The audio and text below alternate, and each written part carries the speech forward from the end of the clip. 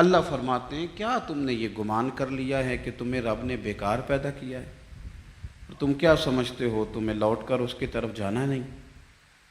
انسان دنیا میں اس وقت قیمتی ہوتا ہے جب وہ اپنے وقت کو قیمتی بنا لیتا ہے، اور دنیا میں اس وقت لوگ ناکام، مایوس، پریشان، بور، تکلیف، آزمائش میں ہوتے ہیں جب وہ وقت کو ضائع کرتے ہیں۔ جو آدمی جس مقام پہ بھی ہے مالک نے اسے بیکار پیدا نہیں کیا، اس کی کوئی ضرورت تھی، حکمت تھی، تقاضے تھے اللہ کی حکمت کے، پھر شخص کو پیدا کیا گیا۔ اس شخص کو چاہیے تھا کہ وہ اپنے اوپر غور کرتا کہ میں کیا کر سکتا ہوں، میں بھلا کون سی خدمت سر انجام دے سکتا ہوں، میں دین کے لیے کیا کر سکتا ہوں، قوم کے لیے، ملت کے لیے، مذہب کے لیے، نظریے کے لیے، اللہ کی مخلوق کی خدمت کے لیے میں کیا اپنی خدمات پیش کر سکتا ہوں۔ وہ اپنی صلاحیتوں کو بروئے کار لاتا، ترجیحات طے کرتا، کام شروع کر دیتا۔ ہم ساری زندگی طے ہی نہیں کر پاتے کہ دراصل ہم ہیں کیا، ہم دنیا دار ہیں کہ دین دار ہیں، ہم کوئی سرکاری ملازم ہیں کہ تاجر ہیں، ہم بھلا ایک ویلفیئر آدمی ہیں یا ہم بس اپنی ذاتی سوشل لائف کے قابل ہیں، اور ہم طے ہی نہیں کر پاتے دراصل کیا ہے۔ ترجیحات کا تعین ہی نہیں کہ ہم نے کرنا کیا ہے۔ بہت سارا وقت ضائع ہوتا ہے، بہت سارا۔ یہ ہمارے ہاں درجنوں ابحاث اور درجنوں بحثیں صرف وہ ہیں جن کا کوئی مقصد نہیں، کوئی فائدہ نہیں، کوئی ضرورت نہیں، کوئی حاجت نہیں، بلکہ اس سے الجھاؤ بڑھتا ہے۔ میرے نبی پاک صلی اللہ تعالیٰ علیہ وسلم نے فرمایا تھا، پتہ ہے سونا اسلام کس کا ہے؟ ایک مسلمان ہے تو ہر ایک کے پاس اسلام ہے، تو فرمایا پتہ ہے حسین اسلام کس کا ہے، سونا مسلمان کون ہے؟ یا رسول اللہ بتا دیجئے۔ تو فرمایا جو بے معنی، بے مقصد اور فضول چیزوں کو چھوڑ دے وہ سونا مسلمان ہے۔ اسلام کے حسن کا تقاضا ہے۔ مسلمان تو سونے سونے، چیدہ چیدہ، چنیدہ چنیدہ کام کرتا ہے۔ اس کے تو جو معاملات ہوتے ہیں وہ بڑے صاف ستھرے، اس کے جو کام ہوتے ہیں وہ بڑے اعلیٰ پائے کے۔ فضول بحثوں میں الجھنا، فضولیات میں وقت ضائع کرنا، فضول سوالات کرنا، فضول سوالات بھی دین میں منع۔ آپ قرآن مجید پڑھیے تو رب فرماتا ہے کیا تم بھی میرے نبی سے اسی طرح کے سوال کرنا چاہتے ہو جیسے اس سے پہلے حضرت موسیٰ سے کیے گئے؟ وہی رنگ اختیار کرنا چاہتے ہو؟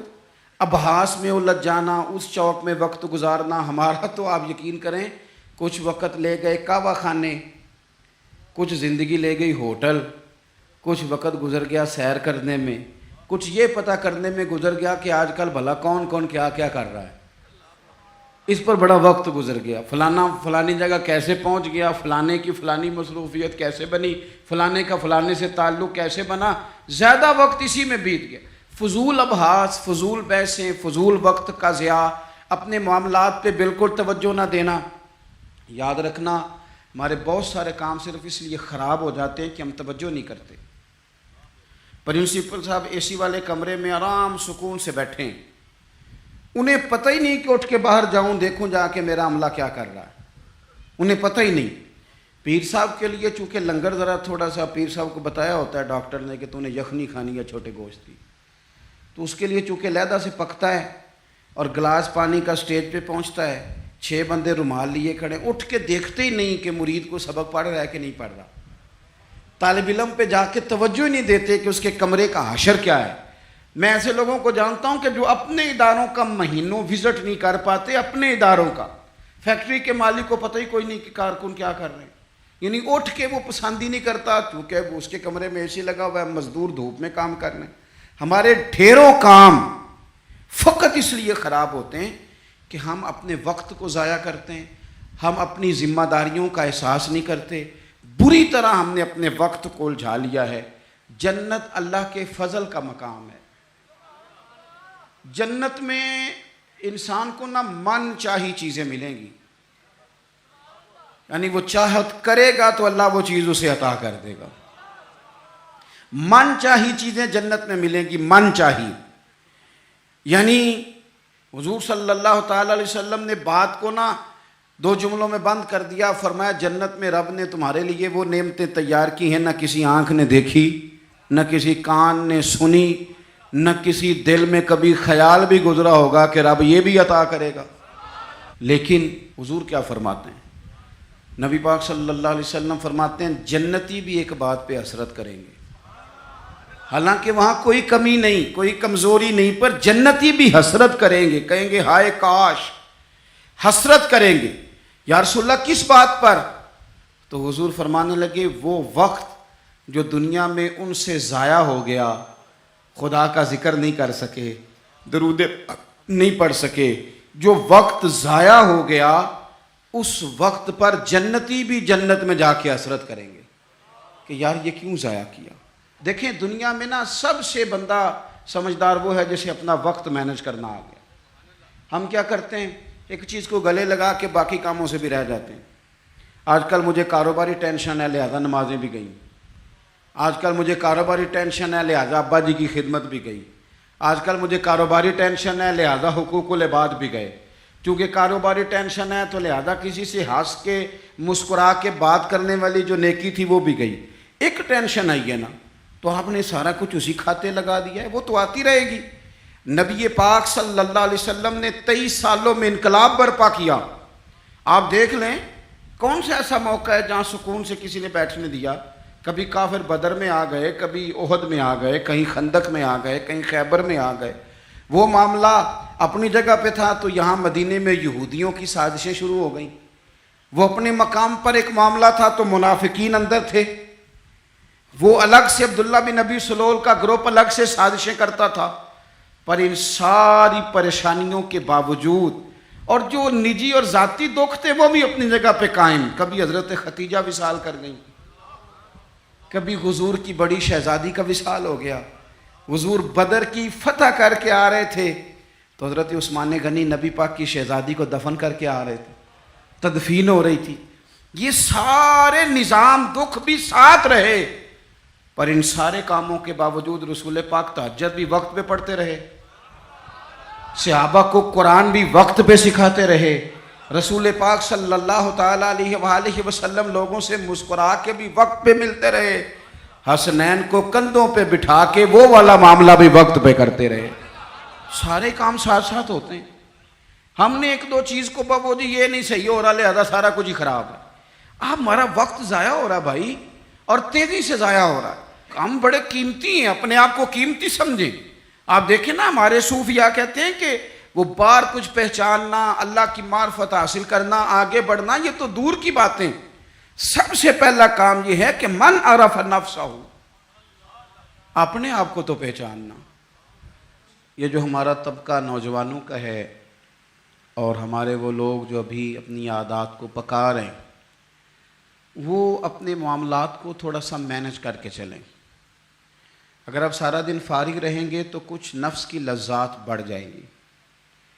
چیزوں کو مینج نہیں کریں گے تو جو لوگ گھر میں سارا دن لیٹے رہتے ہیں ان کی فرمائشیں بھی بڑھ جاتی ہیں.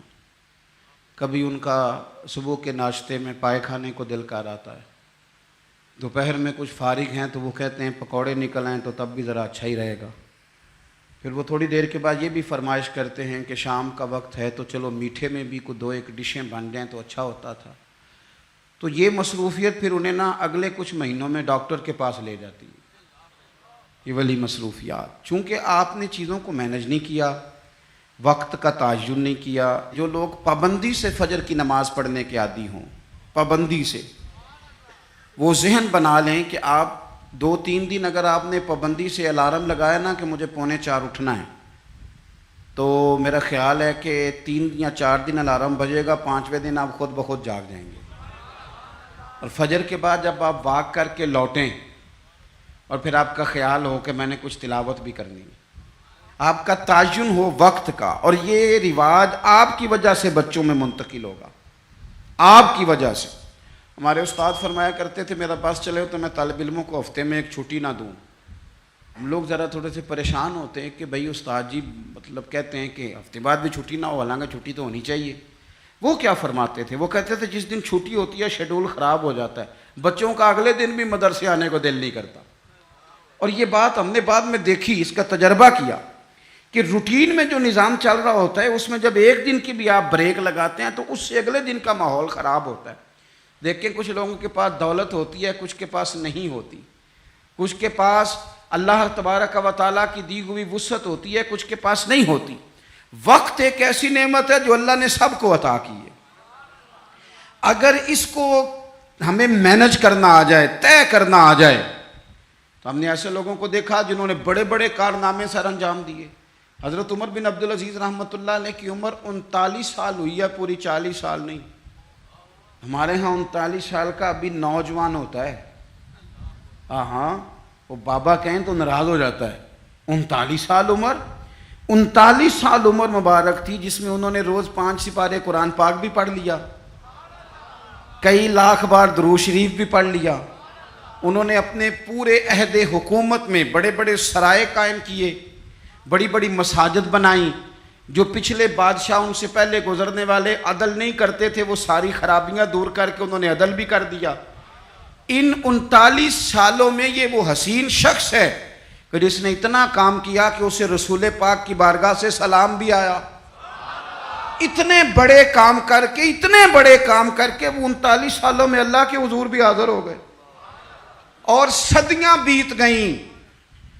خطیب ممبروں پہ بیٹھ کے ان کی تعریفیں کرتے ہیں، ان کی مثالیں دی جاتی ہیں، ان کے تذکرے کیے جاتے ہیں، ان کے احوال بیان کیے جاتے ہیں۔ وجہ کیا تھی؟ وقت نہیں ضائع کیا، ٹائم نہیں ضائع کیا۔ آپ یقین کریں اتنا وقت ہے ہمارے پاس، اتنا وقت ہے، فلانی چیز کا بھی ہمیں پتہ ہے، فلانی چیز کا۔ حضرت بابا فرید الدین گنج شکر رحمۃ اللہ تعالی علیہ، آپ دلی میں رہتے تھے اپنے مرشد شیخ قطب الدین بختیار کاکی کی بارگاہ میں۔ تو ایک بندہ دور سے کہیں آیا تو اس نے بابا صاحب سے کہا فلانے محلے جانا ہے۔ فرمانے لگے مجھے نہیں پتا اس کا۔ وہ کہنے لگا آپ دلی میں نئے آئے ہیں؟ فرمایا نہیں، سالوں بیت گئے۔ تو کہا پھر آپ کو اس محلے کا نہیں پتا؟ کہنے لگے 2 گلیوں کا پتہ ہے، ایک قطب کے گھر جاتی ہے، دوسری واپس آتی ہے، تیسری کا نہیں پتا۔ وہ تو فارغ لوگ ہیں جو گھومیں گے، ادھر جائیں گے ادھر جائیں گے۔ ہماری تو جو ڈیوٹی ہے ہم ڈیوٹی کر رہے ہیں۔ اپنی زندگی میں اوقات کا اتنا ضیاع ہے، اتنا ضیاع ہے، اتنا ضیاع، حد ہو گئی۔ ہمارے بزرگوں نے جو اب وہ کتابیں لکھ گئے جو ہم سے پڑھی نہیں جاتی، اتنی اتنی بڑی ہیں، لوگ پڑھ نہیں پاتے ساری زندگی میں۔ اعلیٰ حضرت فاضل بریلوی نے 1000 کتاب لکھی ہے، اور ایسے نہیں لکھ دی کہ 4 کتابیں رکھی تو 5ویں اس میں سے نکل آئی، ایسے نہیں، بلکہ انہوں نے ایک کتاب لکھی ہے جس کو کھولا جائے تو کئی کئی جلدوں میں کتابیں بنتی ہیں۔ کیسے لکھا؟ وقت مینج تھا، وہ وقت پہ اٹھتے تھے، وقت پہ سوتے تھے، وقت پہ جاگتے تھے، وقت پہ نماز پڑھتے تھے، وقت پہ سارے کام کرتے تھے۔ حکیم الامت مفتی احمد یار خان صاحب نعیمی رحمۃ اللہ علیہ قرآن مجید کی تفسیر لکھنے بیٹھے تو 1 پارے کی 1 جلد لکھی، 8 جلدوں میں حدیث کی شرح لکھی، سینکڑوں شاگرد بنائے، بے شمار ان کے عقیدت مند ہوئے، ان کی کتابیں انمول موتی۔ کسی نے کہا حضور سارا کچھ کیسے ہوا؟ کہنے لگے وقت نہیں ضائع کیا زندگی میں، وقت نہیں ضائع کیا۔ مفتی صاحب نا جب جمعے کا خطبہ دینے کے لیے ممبر پہ بیٹھتے تھے اور پہلی بات کرتے تھے نا الحمدللہ، تو لوگ گھڑی ٹھیک کرتے تھے، کہتے تھے لو بھی 1 بج گیا، مفتی صاحب بیٹھ گئے۔ یہ 1 منٹ آگے پیچھے نہیں ہوتے، بلکہ ایک سادی مثال، مفتی صاحب عصر کی نماز سے 15 منٹ پہلے گھر سے نکلتے تھے، تو آپ گزرتے تھے نا جہاں سے، تو ایک حویلی تھی، ایک ذمہ دار تھا، وہ اس نے بھینسیں رکھی ہوئی تھی، تو عصر سے پہلے تھوڑا سا بھینسوں والے لوگ دودھ دھونا شروع کرتے ہیں۔ تو مفتی صاحب جب سامنے سے گزرتے تو وہ ذمہ دار کہتا اپنے بیٹے سے، کہتے پتر کٹا چھڑ دے، مفتی صاحب لنگ گئے نہیں۔ وہ کہتا ابا جی اجے تو دن کھلوتا ہے، کہتے دن نو چھڑ استاد لنگ گئے نہیں، وہ وقت پہ جاتے ہیں لہذا وقت ہو گیا، تو اس طرح کر، تو شروع کر دودھ دھونا۔ تو کہتے ہیں گھڑیاں کم ہوتی تھی، ہر بندے کے پاس ہوتی نہیں تھی، تو اگر گھڑی منگا کے بھی کبھی دیکھتے تھے تو واقعی 4:45 ہوتے تھے۔ اپنے معاملات کو لوگوں نے جب طے کر لیا، جب ان کا ارادہ بن گیا، جب وہ کام کرنے والے لوگ تھے، آپ یقین کریں کئی لوگوں کو اپنے بارے میں اتنی معلومات نہیں ہوتی جتنا ان کے پڑوسیوں کو ان کے بارے میں پتہ ہوتا ہے۔ اتنی معلومات نہیں ہوتی جیسے ویسے لوگوں کو خبر ہوتی ہے کہ فلانا، اور کسی دانشور نے بڑی عمدہ بات کی تھی اس نے کہا تھا ہمیں پڑوسی کے بچوں کی غلط حرکتوں کا پتہ ہوتا ہے پر اس کی غربتوں کا پتہ نہیں ہوتا. یہ ذرا وقت پہ خیال کرتے ہیں کہ فلانا بچہ شرارت کتنی کرتا ہے، یہ نہیں سوچتے کہ اس کی فیس بھی ادا ہوئی ہے کہ نہیں، انہوں نے روٹی بھی کھائی ہے کہ نہیں، ان کے پاس سکول جانے کا یونیفارم بھی ہے کہ نہیں. اپنے وقت کو ہمیشہ اچھے انداز میں. حضرت معاویہ بن خدید رضی اللہ تعالیٰ عنہ ایک صحابی ہیں، وہ کہتے ہیں اسکندریہ کی فتح کے لیے ہم لوگ گئے، فتح ہو گئی، واپس آئے تو دوپہر کا وقت تھا. سخت گرمیوں میں اکثر لوگ دوپہر کو بھی آرام کرتے ہیں، جب دھوپ کڑاکے کی ہو تو لوگ باہر نہیں نکلتے. فرماتے ہیں سب لوگ مدینہ شریف میں آرام کر رہے تھے اور گلیوں میں کوئی شخص بھی دکھائی نہیں دے رہا تھا. میں سمجھ گیا سب لوگ محو آرام ہیں. حضرت عمر فاروق رضی اللہ تعالیٰ عنہ کو میں نے اطلاع دینی تھی کہ فتح ہو گئی. آپ فرماتے ہیں میں بھی جا کے کسی کونے میں بیٹھ گیا. عصر یا مغرب کا وقت ہوا تو حضرت عمر سے ملاقات ہوئی تو میں نے سلام کے بعد عرض کی حضور مبارک ہو، اللہ نے کامیابی دے دی، اسکندریہ کی فتح ہو گئی. تو حضرت عمر کہنے لگے یا اللہ تیرا شکر ہے. پھر فرمانے لگے یار میں تو تیرے انتظار میں تھا اور خیال تھا تو ظہر کے قریب آ جائے گا. عرض کی حضور میں آ گیا تھا، ذرا بات کو سننا، میں آ گیا تھا پر سب لوگ سو رہے تھے، آپ کے آرام میں خلل ڈالنا مناسب نہیں سمجھا، لہذا میں رک گیا کہ عصر یا مغرب میں بتاؤں گا. تو حضرت عمر کہنے لگے یہ تم نے کیا کیا؟ سویا کرتا تھا میں، پر خلیفہ بننے سے پہلے سویا کرتا تھا. اب اتنا وقت کہاں ہے، اب تو ذمہ داری ہے، ذمہ داری. سب سیاں رل پانی نو چلیاں، کوئی مڑ سی پار کے. تو جنہاں نے پار کے سر تے چایا وہ قدم رکھن ڈر ڈر کے. اب تو احساس ہونے نہیں دیتا. ذمہ داری ہے نا، جنہاں نے پار کے سر تے چایا ہے وہ قدم رکھن پر ڈر ڈر کے. احساس کہاں سونے دیتا ہے. آپ فرمانے لگے تو دن کی بات کرتا ہے، میں تو رات کو تھوڑا سوتا ہوں. حضور کیوں؟ فرمانے لگے دن مخلوق کی خدمت میں رہتا ہوں اور رات اپنے رب کی عبادت میں رہتا ہوں. وقت کہاں ہے بھائی اتنا. مجھے بھی میرے کچھ دوست کہتے ہیں آج کل بور بڑے ہوتے ہیں، تو میں اکثر کہتا ہوں ہوتے ہوں گے بور، پر ہمارے پاس تو بور ہونے کا وقت ہی نہیں بچا. کبھی ٹائم ملے تو شاید بور ہوں، پر اتنا وقت کہاں سے لائیں بھائی. بور بھی ہونا ہے، تھوڑا وقت نکلے تو ہونا، ٹائم ہی کوئی نہیں. چاروں ناچار بھی لگے رہتے، اپنی ڈیوٹی کرتے رہتے. بور تب ہوں گے جب فارغ بیٹھیں.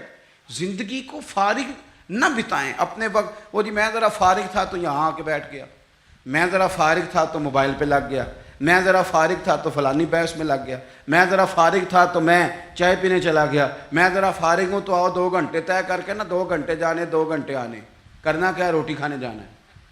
واہ بھائی واہ، اتنی فرصت کہاں سے آئی. حضرت عبداللہ ابن عمر حدیث کے راوی ہیں. میرے نبی پاک علیہ الصلاۃ والسلام ارشاد فرماتے ہیں جب سورج طلوع ہوتا ہے، ہر روز جب سورج طلوع ہوتا ہے تو دن اعلان کرتا ہے. اس دن منادی ہوتی ہے، وہ دن اعلان کرتا ہے اور کہتا ہے لوگو آج اگر کوئی کام کرنا ہے تو کر لو، میں آج آیا ہوں، آج کے بعد دوبارہ نہیں آؤں گا. آج یہ جو دن ہے نا، یہ آج کے بعد دوبارہ یہ نہیں آئے گا میرے عزیز.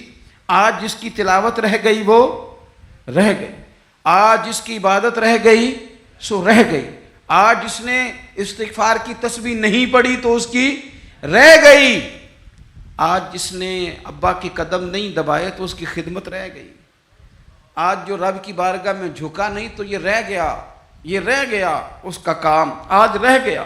حضرت حسن بصری رحمۃ اللہ علیہ سے کسی نے کہا حضور یہ کام چھوڑ دیں کل کر لیں گے. آپ فرمانے لگے یہ کام کل پہ ڈال دوں گا تو کل والے کام کب کروں گا؟ جو کل میری ڈیوٹیاں ہیں وہ بھی تو میں نے کرنی ہے نا. تو آج کا کام کل پہ ڈالتا جاؤں گا تو کل والے کام کب کروں گا؟ ہم نے وقت ضائع کیا ہے، ہمارے ہاتھ سے لمحات ریت کی طرح نکل گئے. بہت ساری ہماری ناکامیوں کی وجہ یہ بنی کہ ہم نے ٹائم ضائع کیا. ہم بہت سارا پڑھ سکتے تھے، بہت سارا لکھ سکتے تھے، بہت ساری خدمتیں کر سکتے تھے، خاندان کو بڑا کچھ دے سکتے تھے. اور یار ہمارے تو دیہاتے میں وہ بوڑھی مائیں ہوتی تھیں جو اگرچہ قرآن مجید مجہول پڑھتی تھیں پر کوئی مقصد تو بنا لیتی تھی نا. کہتی تھی اب بیوہ ہو گئی ہوں ساری زندگی قرآن پڑھاؤں گی. کوئی لالچ نہیں ہوتا تھا، کچھ نہیں ہوتا تھا، کچھ کوئی مقصد تو تھا نا، کوئی ارادہ تو تھا نا، کچھ انہوں نے پروگرام تو بنا لیا تھا. اپنی زندگی بے ترتیب گزاریں گے تو خیالات بکھریں گے۔ آج نا ہر تیسرا بندہ کہتا ہے کہ جناب وسوسے بڑے آتے ہیں، ہر چوتھا بندہ کہتا ہے دل میں بڑے بڑے خیالات آتے ہیں۔ میں اس نتیجے پہ پہنچا ہوں، میڈیا دیکھ دیکھ کے، رنگ رنگ کی کہانیاں سن کے، رنگ رنگ کی سٹوریاں سن کے، کوئی کیا کہہ رہا ہے، کوئی کیا کہہ رہا ہے، گمسان کا رن پڑا ہوا ہے۔ اللہ جانے کون سچا کون جھوٹا کیا بن رہا ہے۔ یہ چیزیں ذہن میں اتنی پختہ ہو جاتی ہیں کہ وسوسے ہی وسوسے، خیالات ہی خیالات، تصورات ہی تصورات۔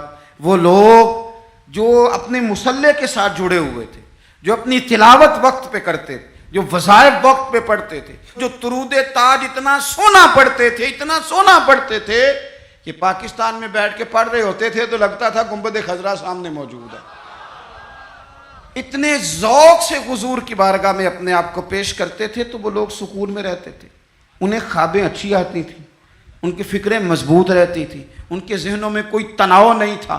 اب تو بہت سارے لوگ ایسے ہیں کہ اللہ تعالیٰ معاف کرے، آنے والے وقت میں سب سے زیادہ دوائی گردن کی درد کی کھایا کریں گے، کیونکہ 3 گھنٹے تو موبائل پہ جھکے رہتے ہیں، تو کیسے نظام آگے بڑھے گا؟ عزیز بھائی، وقت کی میان سے جو ایک دفعہ تیر نکل گیا دوبارہ پلٹ کے اس میں داخل نہیں ہوگا۔ اپنے وقت کو بچا لیں، اپنے لمحات کو ضائع ہونے سے بچا لیں، یہ بڑے قیمتی ہیرے ہیں۔ یہ آپ کو اللہ نے وسعت دی ہے، آسانی دی ہے، فراغت دی ہے، تو نبی پاک صلی اللہ علیہ وسلم نے فرمایا یہ رب کی نعمت ہے۔ ہم نا اپنے بزرگوں کو کبھی دیکھتے ہیں نا جی، حضرت شیخ ابراہیم کہتے ہیں قاضی ابو یوسف رحمۃ اللہ علیہ شدید بیمار تھے، امام مالک رحمۃ اللہ علیہ کے شاگرد ہیں۔ تو یہ آئمہ کا تھوڑا بہت اختلاف بھی ہوتا ہے بعض اوقات فقہی مسائل میں، آپ کو پتہ ہے امام اعظم ابو حنیفہ کے شاگرد ہیں اگرچہ قاضی ابو یوسف، لیکن ادب کے ساتھ بعض مسائل کے اندر انہوں نے اپنی رائے مختلف بھی پیش کی۔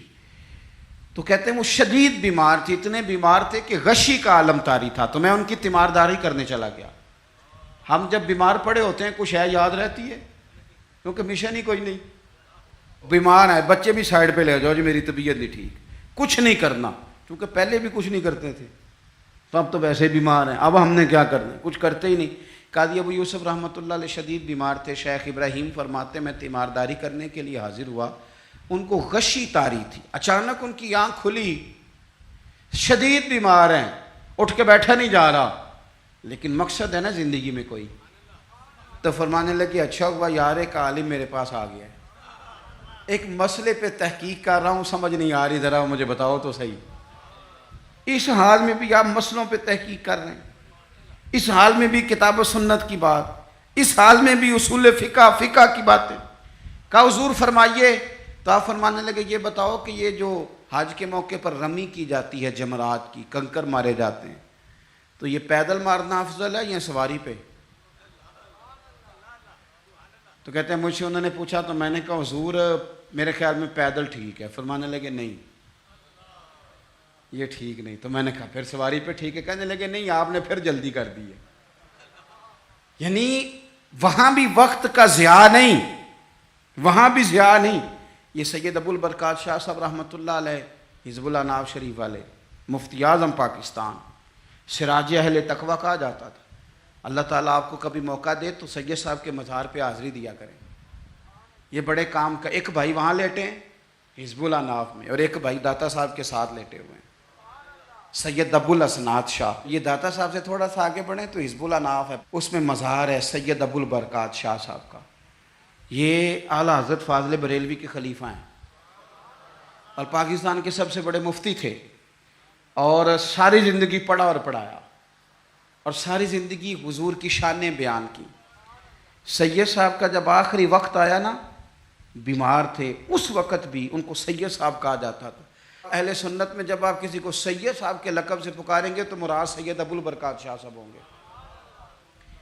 تو سید صاحب کو نا آخری وقت میں بھی اتنا پیار تھا پڑھنے پڑھانے سے کہ کسی سے کہتے تھے کہ شیخ محقق شاہ عبد الحق صاحب محدث دہلوی کی جو مدارج النبوت ہے نا کتاب، اس میں انہوں نے حضور کی شانیں بڑی بیان کی ہیں، تو تھوڑی ظاہری بصارت کمزور ہو گئی یا جسم کمزور ہو گیا تو فرماتے تھے میں پڑھ نہیں پاتا مجھے سناؤ، یعنی وہ وقت بھی حضور کی شانیں سننے سنانے پڑھنے پڑھانے میں گزر جائے، وہ وقت بھی۔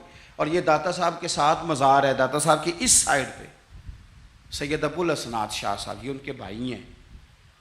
تحریک ختم نبوت میں جیل ہو گئی تھی، جیل ہو گئی جیل، تو جیل میں بھی فارغ نہیں بیٹھے، قرآن پاک کی تفسیر لکھ ڈالی، قرآن پاک کی تفسیر لکھ ڈالی۔ او بھائی فارغ تو وہ لوگ رہتے ہیں جنہوں نے کرنا ہی کچھ نہیں، جنہوں نے کچھ کرنا ہے ان کے لیے کام بڑے، کرنا ہی نہیں، جب کچھ ارادہ ہی کوئی نہیں، ادھر بیٹھے تھک گئے، ادھر بیٹھے تھک گئے، وہاں کھڑے ہو گئے، وہاں کھڑے ہو گئے۔ تو یہ لوگ محنت کرتے تھے، ڈیوٹی کرتے تھے، اس لیے یہ کمزور نہیں پڑتے تھے۔ تو قاضی ابو یوسف صاحب رحمۃ اللہ علیہ شیخ ابراہیم سے فرمانے لگے بتاؤ بھائی پیدل رمی کرنا افضل ہے یا سواری پہ؟ تو انہوں نے پہلے کہہ دیا پیدل، تو آپ نے فرمایا نہیں یہ ٹھیک نہیں، جلدی سے کہنے لگے چلو یہ نہیں تو پھر سواری پہ، فرمانے لگے آپ جلدی کر گئے۔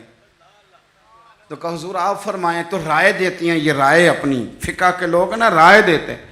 فرمانے لگے میری رائے تو یہ ہے کہ جس رمی کے بعد اور رمی ہے، یعنی 3 دن رمی ہوتی ہے نا، کہنے لگے جس رمی کے بعد اور رمی ہے، یعنی 10 کی رمی کرتے ہیں آپ، کنکر مارتے ہیں تو پھر 11 کو بھی مارنے ہوتے ہیں، پھر 12 کو بھی مارنے ہوتے ہیں۔ قاضی صاحب فرمانے لگے جس رمی کے بعد اور رمی ہو وہ پیدل افضل ہے، اور جس رمی کے بعد اور رمی نہ ہو وہ سواری پہ افضل ہے۔ آخری وقت میں بھی کتاب و سنت کی بات، آخری وقت میں بھی پڑھنے پڑھانے کی بات، آخری وقت میں بھی اللہ رسول کے رضا والی بات۔ تو میرے عزیز یاد رکھیں گے آپ، وقت کو ہم نے بچانا ہے۔ دیکھیں اسلام وقت کا کتنا پابند ہے، فجر اپنے وقت پہ، ظہر اپنے، اور عصر مغرب۔ یہ کبھی ہوا ہے کہ چلو مغرب آج آدھا گھنٹہ پہلے پڑھ لو؟ کتاب موقوتا، پورے وقت پہ، عشاء اپنے وقت پہ، حج اپنے، وہ بھائی 9 ذی الحج کو ہی ہوگا، نہ 8 کو ہوگا نہ 10 کو ہوگا، اس نے اپنے وقت پہ ہونا ہے۔ رمضان کے روزے اپنے، سحری وقت پہ، افطاری وقت پہ۔ مسلمان جب تیری ہر شے وقت پہ ہے تو وقت کا خیال رکھتا کیوں نہیں؟ وقت کا خیال رکھیں۔ اور ایک بات یاد رکھیں، وقت کو اپنے قبضے میں کر لیں، ورنہ یہ مانتا کوئی نہیں کسی کی۔ امام شافعی کہتے تھے یہ تلوار ہے، اگر وقت کی تلوار تم نے اپنے ہاتھ میں رکھ لی تو تم بڑی مشکلوں کو کاٹ دو گے، اور اگر یہ تلوار تم نے اپنے ہاتھ میں نہ رکھی تو یہ تلوار تمہیں کاٹ دے گی۔ یعنی وقت کسی کا انتظار نہیں کرتا۔ صبح ہوئی تھی تو جس نے صبح سے کچھ کیا ہے، ورنہ دن تو بیت ہی گیا، ورنہ تو پھر بھائی سپہر تو ہو ہی گئی، تو کیوں نہ کچھ کر لیں، کچھ پروگرام بنا لیں۔ یہ ہمارے بزرگ ہمیں مشورے دیتے ہیں، ذرا سننا بات ختم کرنے لگا ہوں۔ بزرگ مشورہ دیتے ہیں، کہتے ہیں اٹھ فریدہ سوتے آپ، مان لینا مشورہ بابا صاحب کا۔ یہ ستیا سے مراد کیا ہے؟